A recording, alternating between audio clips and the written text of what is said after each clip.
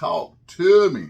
Welcome to another edition of Hassel's Review, where this week, thanks to the fine folks over at Geek Network, we got an advanced copy, and I'm going to get back to my roots. We're going to be doing a comic book review. And not just any comic book review, but a horror comic book review of The Devil Wears My Face by David Pepose. So, you may be wondering where you know that name from. Mr. Pepose, he does a lot of work for Marvel. He is currently working with Marvel, where he is doing such books as Savage Avengers, Hulk, Fantastic Four, Darth Vader, Red, White, and Black, as well as Moon Knight. So, I mean, hey, the man's got a huge feather in his hat. The illustrator of the book is Mr. Alex Cormack, who I can't speak highly enough of. I will say that the art on this book, I got very much the old Mark Texeira 90s Ghost Rider vibe out of this art on this book. I was really impressed with that. So, and I will be the first to tell you, your boy Hassel, he's a bit of a art snob when it comes to his comic books. Because if the art isn't there, it doesn't matter how great the story is. Unfortunately, I have a hard time getting into it, which was not a problem with this book here. But, you know, any book that you would insert maybe Frank Quietly into, not so much. But that's a meat and potato for a whole nother episode. We won't go there today. So, on this book, we got great art. We got great story. So let's dive into it. So, the book opens up in Spain in the year of our Lord, 1740. So yeah, way on back. So you enter into this chamber where you have Mr. Hugo Izam, which is a huge silver miner, and he is a very wealthy gentleman. Apparently he has some big to do in the war as well. So you had that, and then you got him and Miss Maria, who are conversing in front of this. You can tell it was like a dungeon door, so to speak.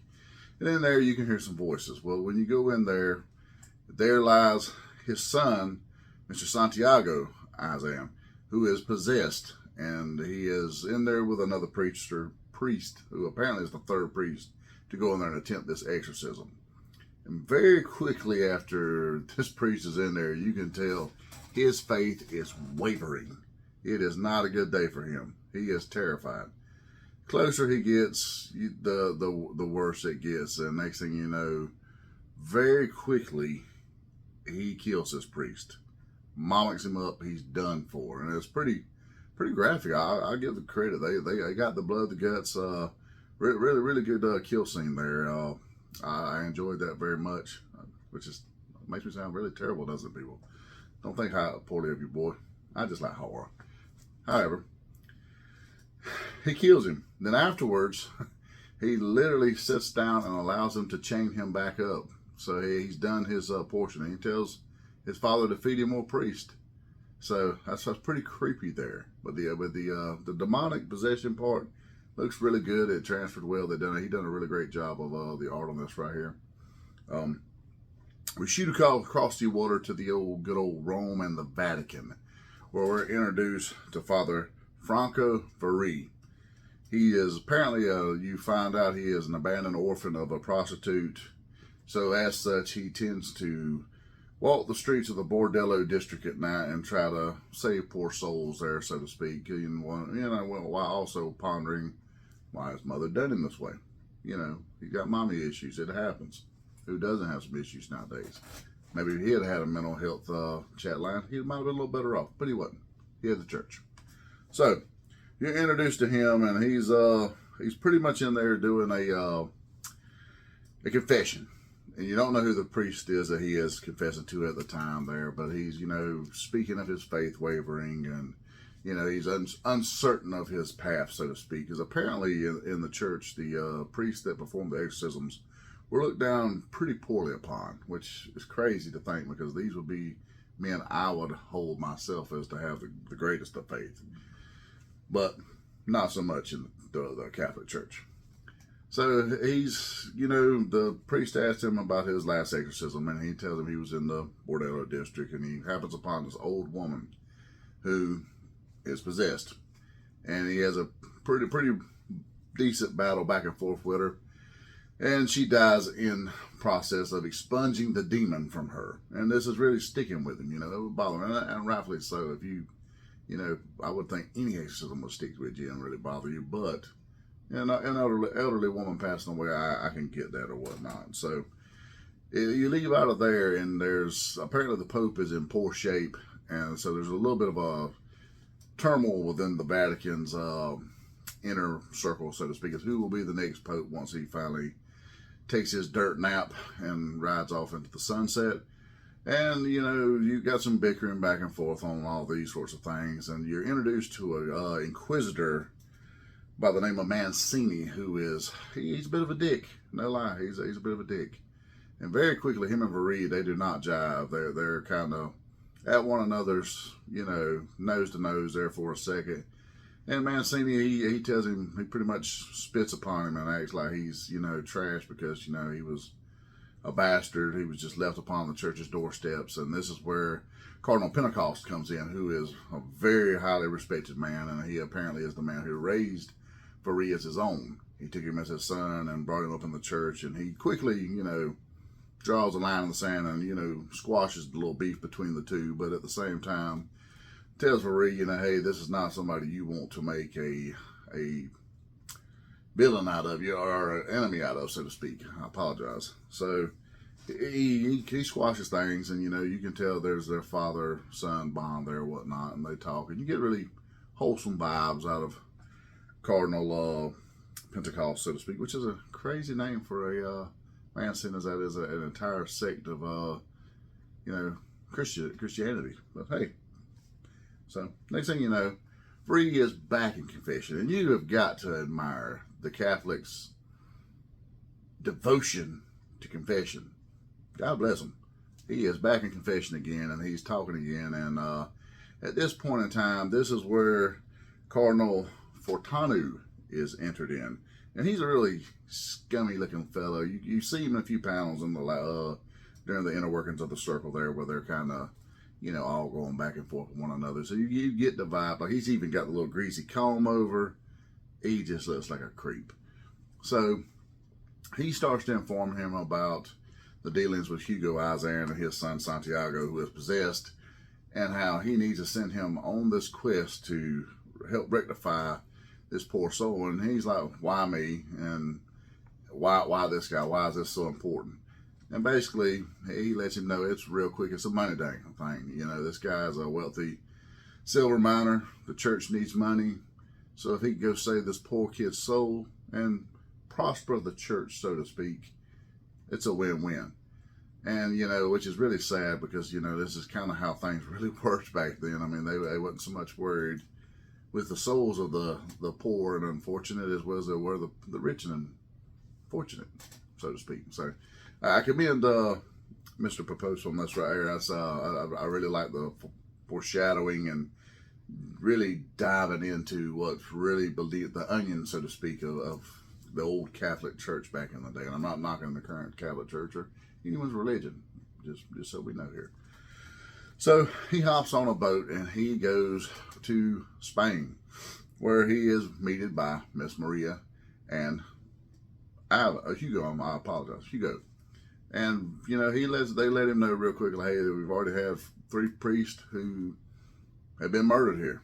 And he's just, you know, I've been foretold of this. You know, he tells him he's going to try to help, and that, you know, he'll do what he can. And that they, you know, there's a few pleasantries back and forth between him and Hugo. And, you know, Hugo basically tells him that he hasn't gone by his title in many years since the war. And that was kind of where you get the vibe that maybe he was some sort of war hero on top of being a wealthy silver miner.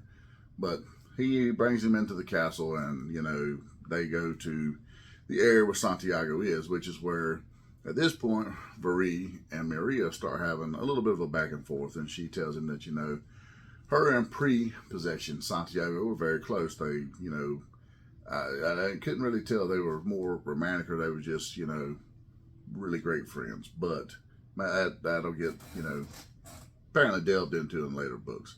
But for right now, you get the vibe that they're just very close.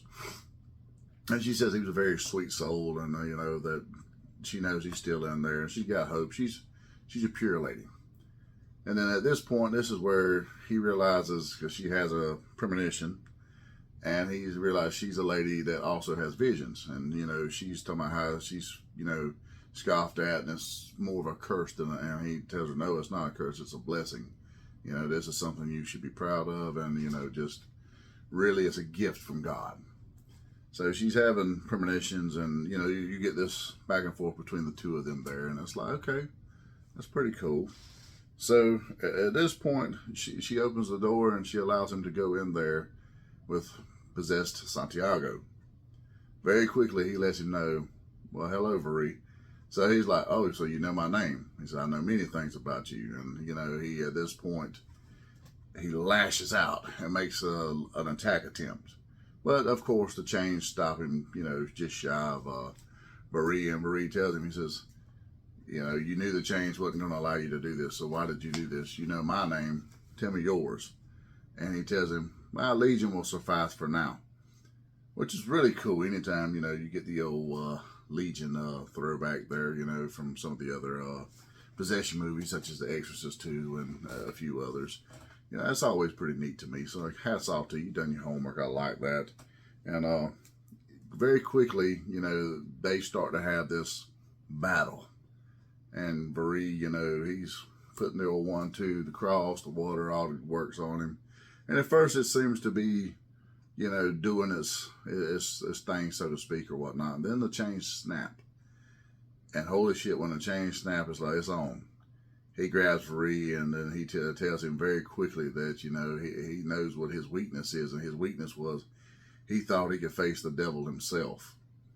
So this isn't just any demon, folks. This is Lucifer, the devil himself, is in this poor guy. So it's like, oh, wow, here we go. And they have this back and forth, and, they have a little convo back and forth, and Vere is very much in agony, but he's fighting, and he's trying to do his best, and the devil's getting the upper hand here. This is where Miss Maria comes in the door, and she smacks little Santiago with a foreign object that would have got any WWE or AEW superstar disqualified and probably suspended for 3 or 4 days. So, yeah, she smacks the tar out of him, and it didn't ease him out. And it's, you're like, wow, that's pretty good. Hugo comes in, they quickly chain Santiago back up, and they get Vere out of there, and he's like, can you help my son? And he's like, right now I need to go back and report to the Vatican. Perhaps the Inquisitors will have better luck than I will have. So he gets back on his ship, shoots back across the waterway there, and he gets back to the Vatican, where he is once again back in confession. Third time. This poor guy had 3 confessions in one book. So he spent a lot of time on his knees in there, trying to get right with the Lord. I commend him on this right here. So he's in there with Fortanu again. And, he's telling him how, this exorcism has really left me a changed man. And he goes to call him Vere again. And by the time he puts his arm through the little mesh way between them or whatever, and starts to choke him and tell him that he should really stop calling him Vere, and snaps his neck. And when he goes to walk out of the confession booth, his eyes are red. And he says, because I'm not Vere, I'm Legion. And you see the little eyeballs behind him. Because that's one of the things, I don't know if maybe the eyeballs are to signify all the different demons, or just how evil the beast of the devil is. There's a lot of questions to still be really answered right here. But, for a first issue, they done a really great job of leaving you with a lot of questions, but enticed enough to want to keep coming back to answer these questions. So I was really impressed with that right there. So you would think that would be with a cliffhanger of where it goes. No, it actually gets a little deeper than that. So you go and pan back to Spain, and you see the tunnels and the castle there, and you hear the poor crying of Santiago, who is at this point no longer possessed by Legion, the devil. He's crying, and he's like, please, you got to listen to me, and all these things. And he says, you got to let them know that they're not safe, because the devil wears my face. Nice throwback to the title of the book here, people. Good job. He says, you got to listen to me. The devil is out there wearing my face, because I am Father Vere. So at this point, Father Maria is now inhabiting poor Santiago's body. So I don't know if Santiago is just in the sweet by and by or what at this point, or if maybe Varia is just a stronger aspect and a presence within Santiago's body. Either way, it was a pretty damn cool cliffhanger. I enjoyed it. All in all, it's a solid book. It's a 4 out of 5 Hassels. Good job, really good job. So, you know, I enjoyed it. Mr. David Pepose done a great job. The art by Alex Cormack was stellar. I highly recommend that you guys go out and get this book. It's being put out by Mad Cave Studios. The book drops in October of 2023. So, you know, you got about a good month and a half now before the book drops. So if you haven't already or pre-ordered it, talk with your local comic book store and get this thing pre-ordered, because I promise you, you will like this book. So go out there, do the pre-order, tell your boy Hassel sent you. And our hats off to Geek Network, who, like I said, took a chance on us and dropped this upon my lap and said, hey, you know, Hassel, we think you would really enjoy doing this. You know, as a horror fan, they know me well enough by now to know this. So we're happy to be working in conjunction with these guys. And while we're talking about working in conjunction with them, we can't forget our sponsor, The Zone Collectibles, 305 Tifton, Georgia. Look them up on their other page as well, Spotlight Media, where they have a Roku and a Fire TV channel. The Clady Clan is a good family. They're good people. And like I said, whether you go in their store at The Zone Collectibles in Tifton, Georgia, and they hook you up with all your nerdy needs, where they do unity through community. Fandoms unite. They help a lot of people, but at the same time, they got all your nerdy needs. So, hey, you can go there and pre-order this book. Hey, that would be a win-win. And like I said, check out their media app. While you're at it, check out some friends of the show. We got Big Rob's House of Entertainment and No Chinese Food. He is always on the YouTube doing fairly fun facts of the road, as he's out in New Orleans right now. So I'm sure he has some really good stories to tell. He does toy searches and just in general really good things to watch. We enjoy him each week. So he's a good friend of the show. Check him out. And while you're at it, check us out on YouTube, on Spotlight Media. You can find us via the Nerdy Man Room Show and Hassel's Review, which you're watching now. And with that being said, stay the hell away from the devil that will wear your face.